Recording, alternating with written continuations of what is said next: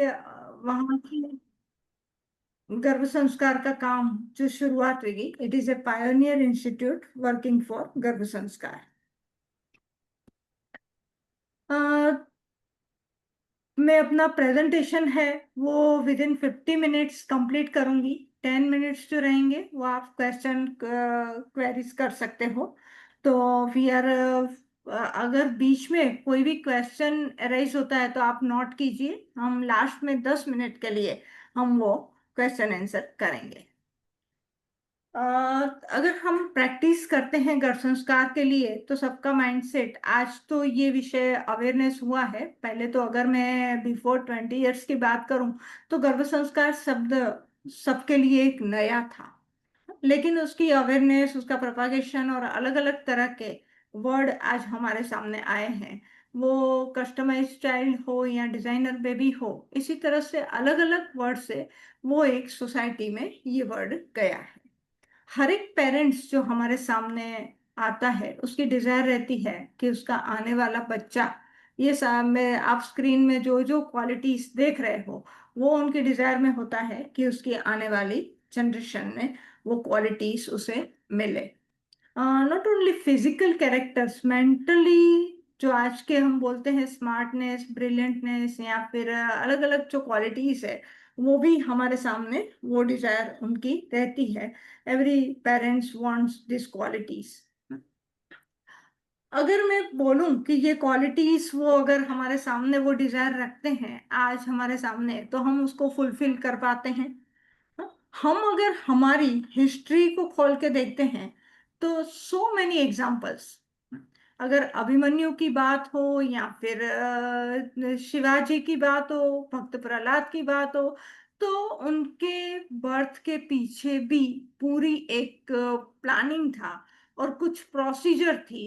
It is called गर्भ संस्कार। उसके उसी समय में अगर मैं यहाँ पे आपको ऐसे 100 कैरेक्टर्स मैं आपसे शेयर कर सकती हूँ कि जिसकी अगर उस डॉक्यूमेंट से हमें पता चलता है कि ये कोई आज हम इस पर काम कर रहे हैं और आज ये वर्ड हमारे सामने कोई नया नहीं है, ये ऑलरेडी हमारी हिस्ट्री में ये प्रोसीजर थी और उससे ये रिजल्ट लिए जाते थे। They are not fairy tales but they planned scientific procedures जिससे हम ये रिजल्ट और ये क्वालिटीज हमें मिल पाई थी। आज क्या ये पॉसिबल है कि हमारे सामने जो डिजायर्स आती है कपल्स की, उसको हम फुलफिल कर पाएंगे या कर पाते हैं? तो मैं कहती हूँ कि ऐसे आयुर्वेदाचार्य हम ही फुलफिल उसको कर पाएंगे। अगर कोई भी एलोपैथी का गायनेकोलॉजिस्ट इसे नहीं फुलफिल कर पाएगा। ये आयुर्वेद से, आयुर्वेद की क्लासिक में जो बताई गई बातें हैं उसी कॉन्सेप्ट से, उससे ही हम ये आज कर सकते हैं। और उससे ये हो सकता है। अगर मैं बोलती हूँ हम अभी प्रेजेंट सिनारियो देखें, इसमें से जो भी प्रैक्टिस करने वाले जो भी वैद्य हैं, डॉक्टर्स हैं, वो अगर हम प्रेजेंट सिनारियो देखते हैं तो हमारे सामने कहीं ना कहीं स्टैटिस्टिक इस तरह के हैं। और CDC, centre for disease control, उसके अगर डेटा देखते हैं तो भी ये है कि 3 to 6% जो अभी एवरी ईयर जो बॉर्न हो रहे हैं उसमें से कोई ना कोई डिफेक्टिव, वो डिफेक्ट लेकर, बर्थ डिफेक्ट लेकर वो बच्चा आ रहा है। वो जो है, और उसमें भी जो साउथ ईस्ट जोन का डेटा है वो तो उससे भी अलार्मिंग है, उससे भी कहीं आगे है ये डेटा जिस जोन में हमारा कंट्री आता है। तो ये हमारे सामने ये है प्रेजेंट सिनारियो। उसके अगर कॉज के हम देखते हैं तो उसमें से ये बर्थ डिफेक्ट क्यों आ रही है, उसके अगर पॉजिटिव फैक्टर में जाएं तो उसमें से 40 to 60% ऐसे कहते हैं कि जिसका रीजन, जिसका कोई अननोन रीजन है जो हमें नहीं मिल पाता। अगर जेनेटिक हम अगर देखते हैं, जैसे थैलेसेमिया है या डाउन सिंड्रोम है, जिसमें अगर जेनेटिक कैरियोटाइप से एनालिसिस कराने से कोई एनोमली दिख रही है, वैसे तो सिर्फ 50% ओनली कि जिसमें ये फैक्टर का हम एनालिसिस कर सकते हैं। कुछ एनवायरमेंट फैक्टर की वजह से भी 10% डिफॉर्मिटी देखने मिलती है, और इसका कॉम्बिनेशन में भी 25% मिल रहा है। और ये सब कुल मिला के 0.5 to 2% हैं कि जो कुल मिला के जो ऐसे ट्विनिंग कॉजेस हमें देखने मिलते हैं। बाकी इसमें मेजर रेशियो ऐसा है कि जिसका कोई रीजन ही नहीं है। तो ऐसी एनोमली आज जो कॉमनली हम देख रहे हैं। तो एक और दूसरी है लाइफस्टाइल डिसऑर्डर्स। हमारी आज जिस लाइफस्टाइल को हम फॉलो कर रहे हैं वो खुद में ही एक क्वेश्चन मार्क है। वही जो लाइफस्टाइल है जिसकी वजह से आज अगर मैं यही आपके सामने जो ये सभी डिसीज जो है उसका जो कोर्स क्या है, उसका एक ही कोर्स है, हमारी जीवन शैली जिसको हम फॉलो कर रहे हैं। वही उसको। और मुझे कोई आपके सामने ये कोई लाइफस्टाइल डिसऑर्डर्स के लिए बात करनी है ऐसा नहीं है। मैं आपको कहना ये चाहती हूँ कि ये जितने भी लाइफस्टाइल डिसऑर्डर्स हैं वो कहीं ना कहीं हेरिडिटरी में एक जनरेशन से दूसरी जनरेशन में जा रहे हैं। और अगर इसका हम रेशियो देखें तो ये बहुत आगे बढ़ रहा है।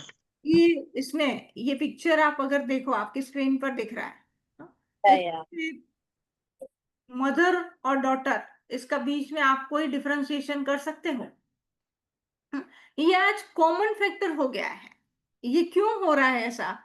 क्योंकि ये सब hereditary metabolic disorders, hypertension, diabetes आज इतने कॉमन हो रहे हैं। जो पहले मोर देन 60 इयर्स में जो दिख रहा था आज वो 30+ में दिख रहा है।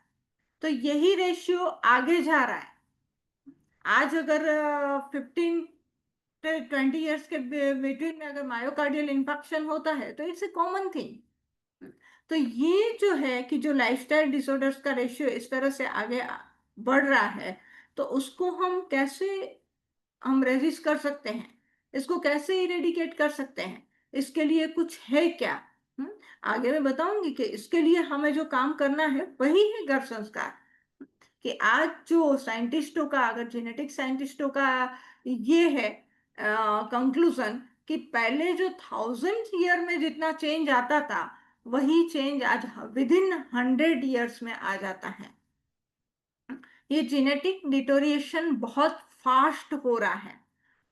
और वो जो है उसमें ये जो है जेनेटिक डिटोरिएशन इतना फास्ट हो रहा है, उससे अगर हमें नेक्स्ट जनरेशन को उससे बचाना है तो वो आयुर्वेद थ्रू ही हो सकता है और वो हो सकता है गर्भ संस्कार थ्रू।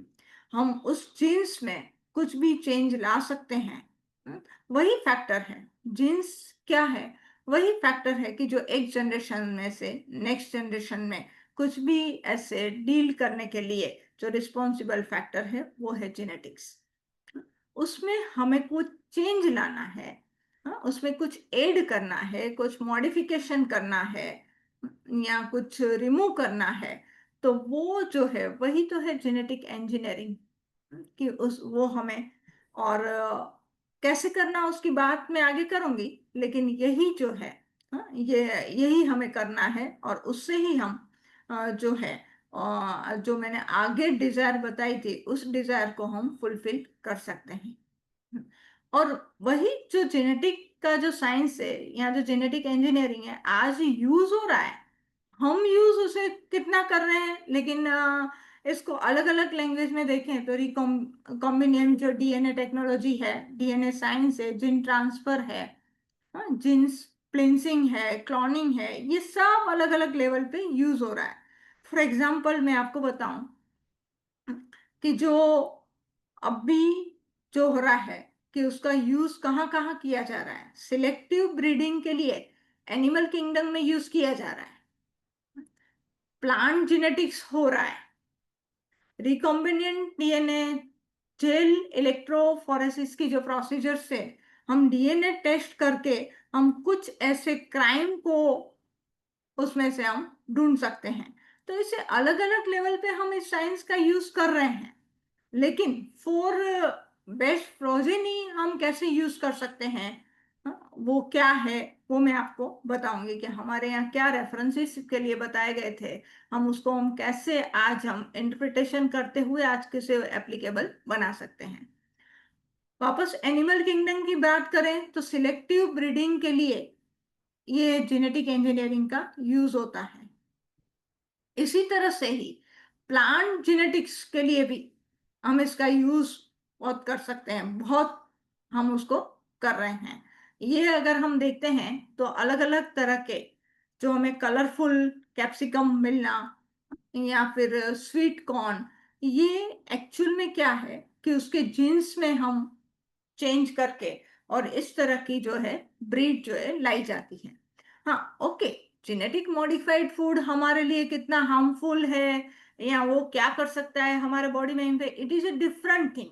लेकिन प्लांट जेनेटिक्स में ये हो सकता है, और वही साइंस जो हमारे पास है और जिससे ही यहाँ पे जो ये यूज हो रहा है, वही हमारे क्लासिक में जो रेफरेंस दिए गए हैं उसी को हम सही तरह से इंटरप्रिटेशन करके हम वही जो बेस्ट प्रोजेनी के लिए यूज कर सकते हैं, वही हमारा जो साइंस है वही है गर्भ संस्कार। जिससे, जैसे हमारे क्लासिक में हमारे आचार्य चरक ने बताया कि इच्छितम यादृशम पुत्र तद्रूपम चरितांश, तो वो जो है पूरा कि कैसे हम कर सकते हैं, उसके लिए कैसे क्या आचार क्या विचार, किस तरह से उसका अनुशीलन करना, और जिससे हम कैसे ग्लोबल सिटीजन को ला सकते हैं, ये पूरी बात हमारे आचार्यों ने हमारे क्लासिक में बताई हुई है। उससे ही हम जो है उत्तम संतति श्रेयसी प्रजा का जो रेफरेंस है हमारे शास्त्रों ने बहुत अच्छी तरह से दिया हुआ है। आचार्य चरक ने बताया ततो यायाम ये शाम जनपदानाम मनुष्याम अनुरूपम, पुत्रमासितम वाली जो बात की है कि जो उसके जो डिजायर है उसके अनुरूप, जो डिजायर को फुलफिल करने के लिए आहार विहार, उसका उपचार कैसा होना चाहिए, वही हमें जो प्लान करके उस कपल को देना है, वही उससे फॉलो करवाना है, वही जो चीज है वही जेनेटिक इंजीनियरिंग है, और वही है गर्भ संस्कार।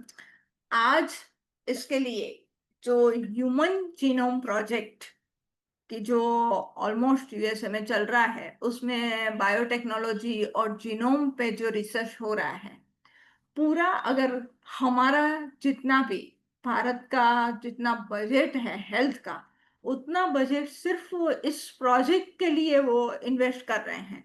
हाँ, उसका एम क्या है?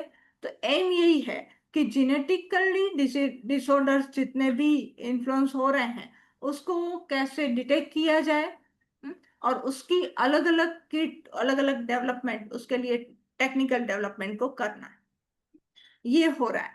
लेकिन फिर भी इरेडिकेट करने के लिए वहां पे कोई सॉल्यूशन नहीं है कि उसको इरेडिकेट कर सकते हैं, तो नहीं हो सकता।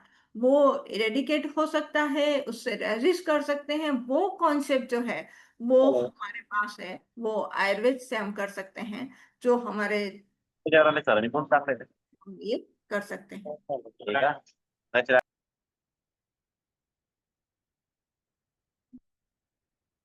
उसी बात को कहाँ बताया गया था, ये आपको एग्जांपल देके, जैसे संतति की डेफिनेशन हमारे वेदों में दी गई कि संतति एक अविच्छिन्न न टूटने वाली एक धारा है कि जिससे ही गोत्र, वंश और परंपरा आगे बढ़ती है। ये डेफिनेशन हमारे पास हमारे वेदों ने बहुत सालों पहले दी हुई है। आज वही डेफिनेशन जो है वो आई कि द डीएनए, वो जो है वो जनरेशन टू जनरेशन मेंटेन रहता है। ये डेफिनेशन हमारे पास अभी आई, वो क्या था आगे संतति की वही डेफिनेशन हमारे पास हजारों सालों से थी। दूसरी जो बात बताई आचार्य चरक ने कि अतुल्य गोत्रस्य रजसयान से, उसके ही शारीरस्थान के दूसरे अध्याय में जो बताया गया कि जो भी कपल जो प्लान कर रहा है तो उसकी जेनेटिक मेकअप कैसा होना चाहिए, वो दोनों का गोत्र एक नहीं होना चाहिए, अतुल्य गोत्र, असमान गोत्र होना चाहिए। तो गोत्र क्यों असमान होना चाहिए? क्योंकि गोत्र यानी हमारी, हमारे जो जेनेटिक मेकअप है वो है गोत्र। अगर वो सही रहेगा, अगर दोनों थैलेसीमिया माइनर हैं, मतलब thalassemia is a single gene disorder, अगर दोनों थैलेसीमिया माइनर बिलोंग कर रहे हैं, मतलब उन दोनों का अगर जेनेटिक मेकअप एक ही है, तो उससे आने वाली जनरेशन को थैलेसीमिया मेजर आने की पॉसिबिलिटीज बहुत ही ज्यादा है। तो यही बात सिंपल तरह से हमारे शास्त्रकारों ने बताई गई, अतुल्य गोत्र, दोनों का गोत्र है वो अलग होना चाहिए। तो ये बातें बहुत सिंपल वे में आचार्यों ने बताई है, हमें उसको सही तरह से इंटरप्रिटेशन करते हुए उसको एप्लीकेबल बनाना पड़ेगा। ये अलग अलग जो बताए गए हैं गोत्र, गोत्र हर ह्यूमन बीइंग का गोत्र है। लादेन का भी गोत्र है, ब्राइडन का भी गोत्र है। तो वो जो है उसको समझना पड़ेगा कि वो जेनेटिक मेकअप है। और फर्स्ट है कि वो अगर जब मैरिज हो, ये एक्चुअली प्री मैरिट में मैरिटल काउंसलिंग में जाता है, कि वही एक बेस बनता है गर्भ संस्कार के लिए, आने वाली जनरेशन को श्रेष्ठ लाने के लिए यहाँ से ही बेस बनता है कि वो किस जेनेटिक मेकअप को वो बिलोंग कर रहे हैं, फॉलो कर रहे हैं, वो क्या चीज है। ये अलग अलग नाम से हमारे गोत्र है। और ये भी हमारे शास्त्र ने बताया कि जो बीज भाग अवयव की बात जो आचार्य चरक ने बताई है, कि जो उसमें से माइक्रो लेवल पे जहां भी कहीं भी अगर डिफॉर्मिटी होगी तो उसकी वो आने वाली जनरेशन में वो डोमिनेंट हो सकती है, वो रिफ्लेक्ट हो सकती है। ये बात आचार्य चरक ने बताई हुई है। अलग अलग जो बताई गई कि ये जेनेटिक एनोमली कैसे आती है, तो वो सभी बातें जहाँ वहां पे तो अननोन रीजन करके उसको बताया गया, लेकिन ये बहुत डिटेल में हमारे शास्त्रों में ये बात की गई है। यही सब सारे स्थान के चैप्टर के नाम आपके सामने हैं, कि जिसमें ये जेनेटिक डिसऑर्डर्स कैसे आते हैं वो बात भी की गई है। शुक्र श्रोणि शुद्धि शारीर में इसको इरेडिकेट कैसे कर सकते हैं इसके लिए भी बताया गया है।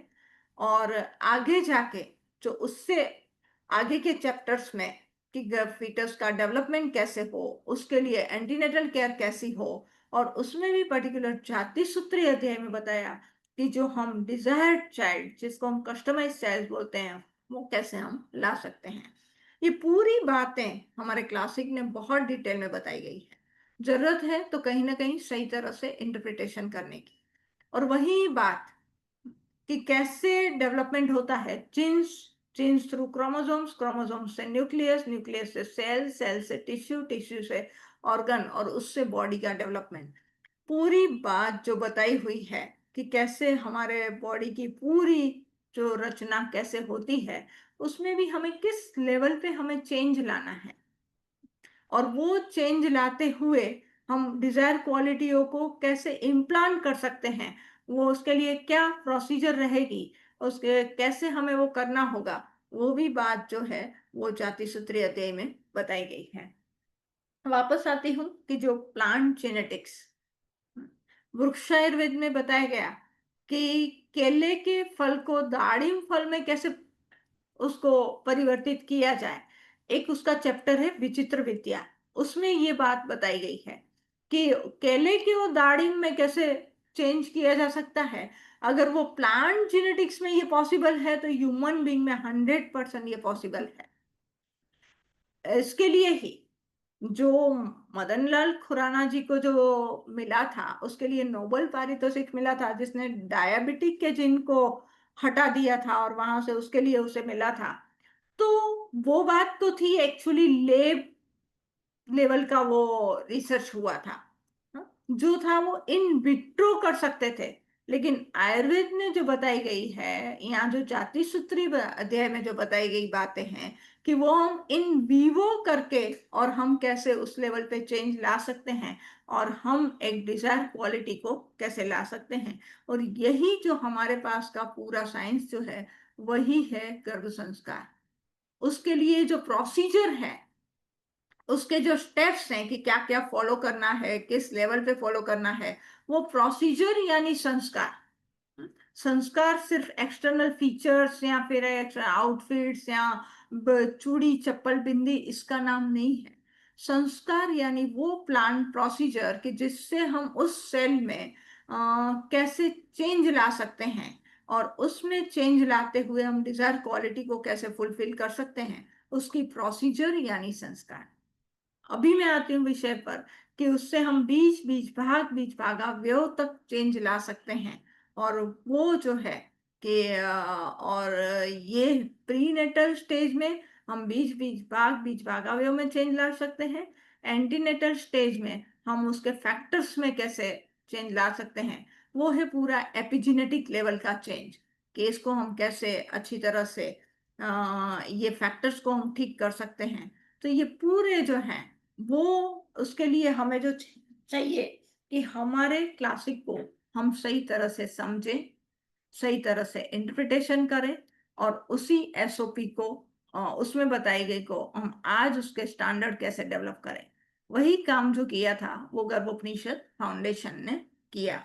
और उसी को ही जो हमारे क्लासिक में जो रेफरेंस दिए गए थे, तो उसकी हमें एसओपी कैसे बनानी चाहिए सही इंटरप्रिटेशन करते हुए। तो वो गर्भ संस्कार के लिए जो एसओपी है, उसके जो स्टेप्स हैं, वो ये आपके जो स्क्रीन पर 4 स्टेप में हमें ये प्रोसीजर करनी हो। फर्स्ट स्टेप होगा गर्भाधान पूर्व संस्कार। सेकंड स्टेप, जब उसे गर्भाधान होना है तो उसका भी 16 डेज का पूरा प्रोटोकॉल जो है वो बताया गया है। और उसके बाद सगर्भा यानी ड्यूरिंग 9 मंथ जो हमारी पूरी एंटीनेटल केयर है उसको फॉलो करना। और उसमें भी पर्टिकुलर 2 स्टेप, पुंसवन और सीमंतोनयन, ये एक विशेष प्रोटोकॉल है कि जो उसकी क्वालिटी में चेंज लाने के लिए और गर्भ की प्रिवेंटिव प्रोटेक्शन के लिए होने वाली विधि। तो इसी तरह से ये पूरा जो प्रोटोकॉल है गर्भ संस्कार का, ये 4 स्टेप में हमें करना होता है। फर्स्ट स्टेप गर्भाधान पूर्व संस्कार ऑलमोस्ट 90 डेज का, उसकी डिटेल में अभी मैं नहीं जाऊंगी, वो टाइम हमारे पास अभी नहीं है। लेकिन उसका अगर मोटे मोटे मैं आपको बता दूं तो पहले शरीर शुद्धि, उसके बाद नाड़ी शुद्धि, उसके बाद एनवायरमेंट शुद्धि, आहार शुद्धि, विहार शुद्धि, ये पूरा जो प्रोटोकॉल है वो 90 डेज तक हमें उसको फॉलो करवाना है। स्पर्मेटोजेनेसिस और oogenesis, ये जो टाइम है 72 डेज का पीरियड, उसमें हमें ये पूरे प्रोटोकॉल को उसको फॉलो करवाना होता है। तो ये गर्भाधान पूर्व संस्कार वाला फर्स्ट स्टेप। उसके बाद जो है जिससे हमें क्या करना है, तो जो रॉ मटेरियल है फीटस का उसको हमें अपग्रेड करना है, उसके लिए ये पूरा प्रोसीजर है। और गर्भ के फैक्टर को जो आगे जाके गर्भ फीटस को नॉरिश करने वाले हैं, उसको हमें अच्छे से उस समय पे नॉरिशमेंट अच्छा चले उसके लिए भी पहले से उसको तैयार करना, वो भी हमारा जो होगा वो गर्भाधान पूर्व संस्कार के होगा। क्योंकि फीटस एक हार्डवेयर है। आगे जो मैंने बताया वो ये 6 फैक्टर्स जो हमारे क्लासिक में बताए गए हैं वो उसके लिए रिस्पॉन्सिबल सॉफ्टवेयर हैं। तो ये हमें, और जो सेकंड स्टेप है वो है पूरा 16 डेज का प्रोटोकॉल जो है गर्भाधान संस्कार, जिसमें रजस्वलाचर्या आफ्टर देन गर्भाधान संस्कार का जो बताया गया, उसमें कि जो यज्ञ विधि, आत्मज भाव का आह्वान, ये पूरा प्रोटोकॉल है वो गर्भाधान संस्कार सेकंड स्टेप होगा। और उसके बाद वाली जो प्रोसीजर है वो होगी पूरी सगर्भा परिचर्या, गर्भिणी परिचर्या। उसको भी हम प्रैक्टिकली 4 में डिवाइड कर सकते हैं कि उस समय का उसका न्यूट्रिशन कैसा होना चाहिए, डेली रूटीन कैसा होना चाहिए, प्रिवेंटिव प्रोटेक्टिव मेजर क्या हो, और उसका माइंड स्टेटस कैसा हो। अ, हमारे क्लासिक में जो बताया गया हर मन का आहार, जो हम न्यूट्रोजिनोमिक्स में ले सकते हैं कि हर मन का, कललम जायते तो रस कौन सा चाहिए, मधुर शीत। जब उसमें हृदय का डेवलपमेंट हो तब क्या चाहिए, मधुर अम्ल। जब पंचम में मनः बताया गया तो क्या चाहिए, मधुर तिक्त। तो हर एक उस रस कौन सा चाहिए, हम उसी, और उसमें भी पर्टिकुलर जो एम्ब्रियोजेनेसिस और उसमें भी ऑर्गेनोजेनेसिस कैसे चल रहा है। जब हृदय का विकास हो तब मधुर और अम्ल चाहिए। जब पंचमे मनः प्रतिबुद्धतर भवति तब सत्व प्रधान आहार चाहिए। तो इसी तरह से हमें इस फैक्टर को ध्यान में रखते हुए हर मन के आहार का आयोजन करना, वो हमारी क्लासिक में बताया गया। उसका उसी समय डेली रूटीन कैसा हो, उसमें हमें किस प्रक्रियाओं को डालना, योगिक प्रक्रियाओं को कैसे करवाया जाए, तो उसका भी पूरा प्रोटोकॉल जो हर ट्रिमेस्टर वाइज कौन से योग का कितना रोल है। फर्स्ट ट्रिमेस्टर में सिर्फ प्राणायाम ओनली, वो भी अनुलोम विलोम, शीतली शीतकारी, वही जरूरी है। कोई जरूरत नहीं है कि उस समय पे कोई ज्यादा उसके लिए कोई प्लानिंग किया जाए। सेकंड ट्रिमेस्टर के बाद ही उसके लिए प्रॉपर प्लानिंग हो सकता है। और उसमें भी पूरे थर्ड ट्रिमेस्टर में जो यूटेराइन मसल्स को और वेजाइनल मसल्स की फ्लेक्सिबिलिटी कैसे बनी रहे उतने हमें योग करवाने होते हैं। संगीत का रोल क्या है, उसके लिए क्या क्या रेफरेंस हैं, हम्म, किस तरह का संगीत सुनना चाहिए, कुछ रेफरेंसेस हैं क्या।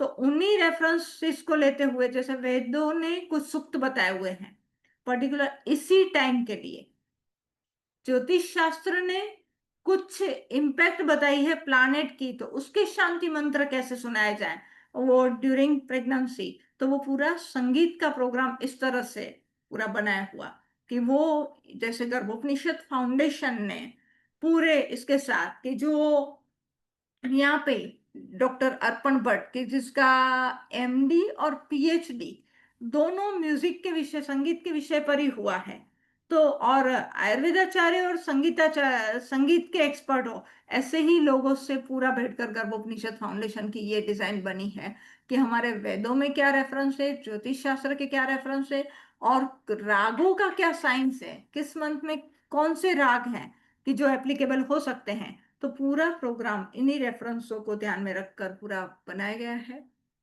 Fourth factor preventive and protective measures के लिए, तो हमारे यहाँ कहाँ पे ये रेफरेंसेस बताए गए, सीमंतोन्नयन संस्कार जो है वो पूरा गर्भ की रक्षा के लिए होने वाला संस्कार, तो उसका भी पूरा प्रोटोकॉल क्या हो सकता है, क्या है उसकी विधि, उसको फॉलो करवाना।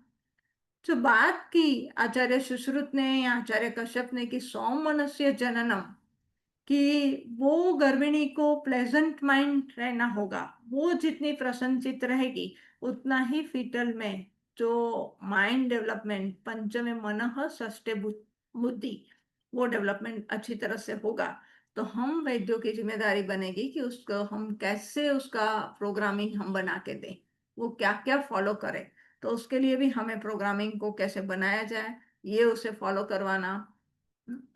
रीडिंग से वो जब कुछ भी पढ़ने से उससे कैसे माइंड के स्टेटस को अल्टर किया जा सकता है, उसकी इफेक्ट हार्मोनल हाइपोथैलेमस पर होते हुए और वो फीटल ग्रोथ पर कैसे इम्पैक्ट कर सकती है, इसका भी एक रिसर्च वर्क जो है वो हुआ था। दूसरी जो बात बताऊं कि म्यूजिक हमारी जिम्मेदारी ये भी है कि हम जब बोलते हैं गर्भ संस्कार की बातें तो उसको हमें सही तरह से उसका रिसर्च भी करना। एक ऐसा ही एक्सपेरिमेंट आपके साथ शेयर करूंगी कि एक गर्भोपनिषद फाउंडेशन का क्लिनिकल सेंटर वेद गर्भा, उसमें एक 7 मंथ की प्रेग्नेंट लेडी कि जिसको एवरीडे वो म्यूजिक को सुन रही थी, सकाळी उठल्यानंतर वाटतं एखादं दिवसभर आपण काय ऐकतो.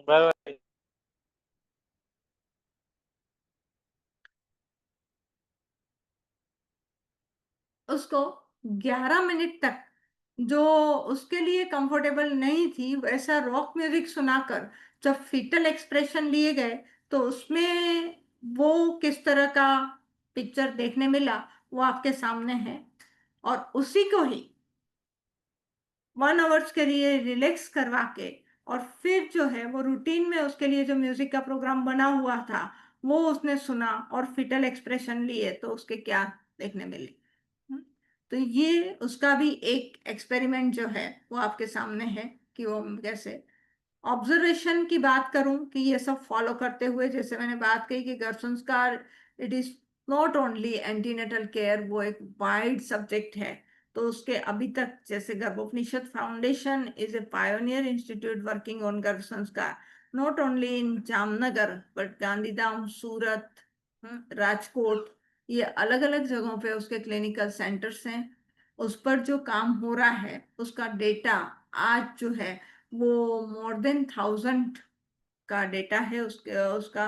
और उसमें हम जो हर एक प्रीनेटल स्टेज से लेते हुए ये जो जो फॉलोअप हुआ है उसको डॉक्यूमेंट किया जाता है और उसके क्या रिजल्ट मिल रहे हैं, उसका असेसमेंट किस तरह से होता है।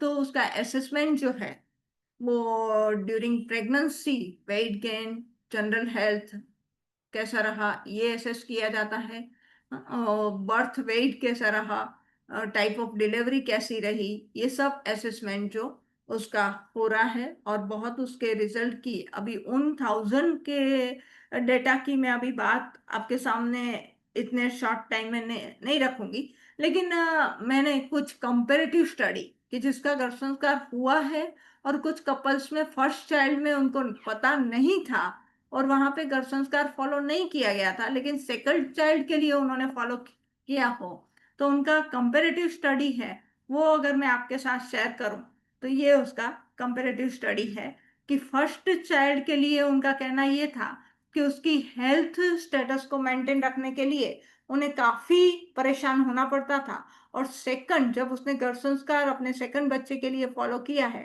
तो general physical health is very good, immunological status is वो भी बहुत अच्छा रहा। उन्हें कोई doctor visit during first year कोई डॉक्टर विजिट की जरूरत नहीं पड़ी है। डेली रूटीन एक्टिविटीज उसकी बहुत अच्छी तरह से वो कंप्लीट करवा सकते हैं as compare to first child. उसको अगर सुलाना बैठाना खिलाना कुछ है तो काफी एफर्ट लेने पड़ते थे, दूसरे बच्चे में उसे उसके लिए कम से कम एफर्ट लेने पड़े हैं।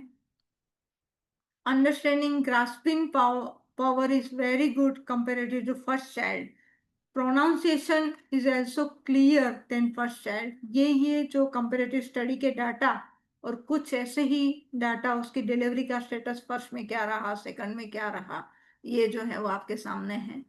जो मैं बात कर रही थी कि जेनेटिक एनोमली को हम इरेडिकेट कर सकते हैं क्या गर्भ संस्कार थ्रू, उसके जो अभी तक गांधीधाम हो या जामनगर हो या सूरत हो उसमें जो हमारे सामने केसेस आए उसमें पहले डिसीज की बात करूं तो थैलेसेमिया, मस्कुलर डिस्ट्रोफी, ऑस्टियोपेक्ट्रोसिस, ये जो हमारे सामने जेनेटिक एनोमली उसमें प्रीवियस चाइल्ड उसे सफर हो रहा था या उसकी वजह से उसका डेथ हुआ हो, ऐसी हिस्ट्री आई और सेकंड चाइल्ड में उसका पूरा प्री नेटल प्लान हुआ और जो रिजल्ट मिला था कि उसका फिर ये एमनियोसेंटेंसिस भी किया गया था।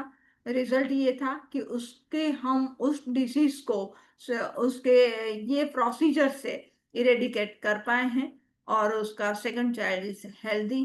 तो ये हमें जो रिजल्ट है वो हमें गर्भ संस्कार से मिल सकते हैं। आपके सामने मैंने बहुत टेक्निकल विषय भी रखा है, हाँ? तो आपको शायद उसके लिए थोड़ी मुश्किल भी पड़ी होगी उसको समझने के लिए, हाँ? लेकिन ये जो है गर्भोपनिषद फाउंडेशन और हम डॉक्टर्स के लिए एक ट्रेनिंग प्रोग्राम भी उसका भी मॉड्यूल बना हुआ है कि उसका ऑनलाइन ऑफलाइन हाइब्रिड एक ट्रेनिंग प्रोग्राम है कि हम सब इस कॉन्सेप्ट हमारे क्लासिक में तो दिए गए हैं उसके रेफरेंसेस, लेकिन हम उसको सही तरह से इंटरप्रिटेशन करते हुए उस कॉन्सेप्ट को समझते हुए हम उसको एप्लीकेबल कैसे बनाएं, उसके लिए गर्भोपनिषद फाउंडेशन ने पूरा एक ट्रेनिंग मॉड्यूल बनाया है। और उसके अभी तक ये ट्रेनिंग प्रोग्राम एक्चुअली 12 ईयर्स से चल रहा है। अभी तक उसके 24 ट्रेनिंग प्रोग्राम कंप्लीट हुए हैं जिसमें ऑल ओवर इंडिया से मोर देन 400 डॉक्टर्स ने अभी तक ये ट्रेनिंग कंप्लीट की है और अच्छी तरह से वो इस विषय को लेकर प्रैक्टिस भी कर रहे हैं। अब सबका जो भी इंटरेस्ट रहा हम आगे उसकी बात करेंगे। उसका सर्टिफिकेशन भी गर्भोपनिषद फाउंडेशन के द्वारा होता है। उसके पब्लिकेशंस हैं, उसके फॉर्मुलेशंस हैं। ये वेद गरबा उसका क्लिनिकल सेंटर है। ये वेदकर विहार कि जो जहाँ पे संस्कार की प्रोसीजर को कंप्लीट किया जाता है, एक इको विलेज छोटा बना हुआ है गर्भ संस्कार के लिए। मैं आप सबको इनवाइट भी करती हूँ कि आप आए Gujarat Jamnagar, you can visit there. हम सब ऐसे डॉक्टर प्रैक्टिस तो हमें करनी है पर गर्भ संस्कार की प्रैक्टिस करते हुए कहीं ना कहीं हम अपने जॉब सेटिस्फेक्शन तो कर सकते हैं लेकिन हम नेशन के लिए भी कुछ अच्छा काम कर सकते हैं। गर्भ संस्कार से हम अच्छी जनरेशन लाने का काम करते हैं। और उपनिषद का सेंटेंस है कि बालो ही बलम राष्ट्रस्य, बच्चा ही राष्ट्र का बल है। और उसी अगर राष्ट्र को अगर अच्छा बनाना है तो उसके बच्चे के लिए ही सोचना पड़ेगा क्योंकि यही सेंटेंस है कि बालो ही बलम राष्ट्रस्य। आप सबका बहुत बहुत धन्यवाद कि ये विषय मैंने आपके सामने रखा, आपने मुझे सुना। खास करके ऑर्गेनाइजर्स का धन्यवाद कि उनकी वजह से मैं आप सबसे मिल पाई। Thank you. कोई क्वेश्चन होगा तो हम बात करेंगे।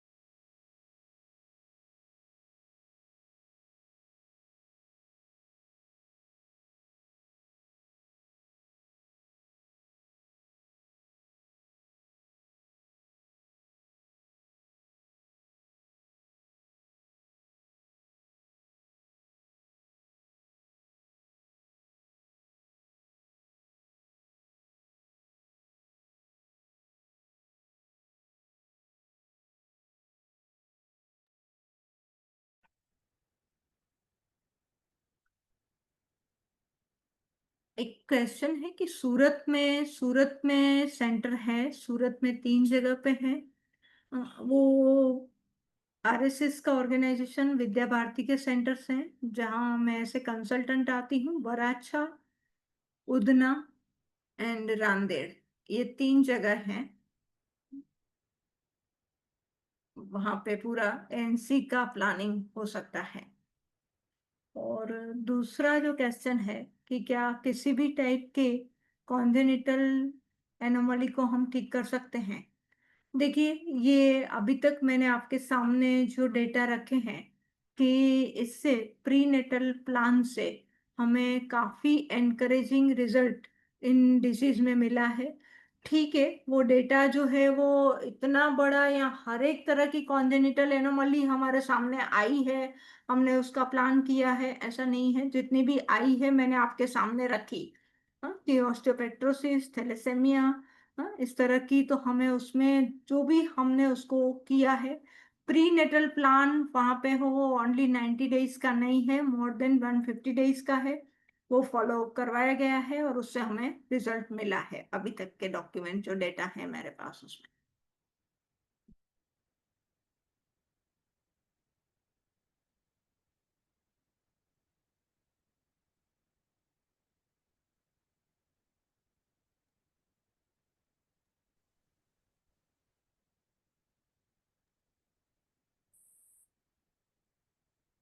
After delivery we can do anything, उसके बाद हम नहीं कर सकते। उसके बाद तो हम सिर्फ उन्हें एक तरह से कुछ डिसीज में हम उसे सिर्फ हेल्प कर सकते हैं उस लेवल की कि उस बच्चे को अच्छी तरह उसकी इम्यून सिस्टम और बनी रहे। बाकी हम उसको, डिसीज को हम कुछ इरेडिकेट के लिए कुछ नहीं कर सकते।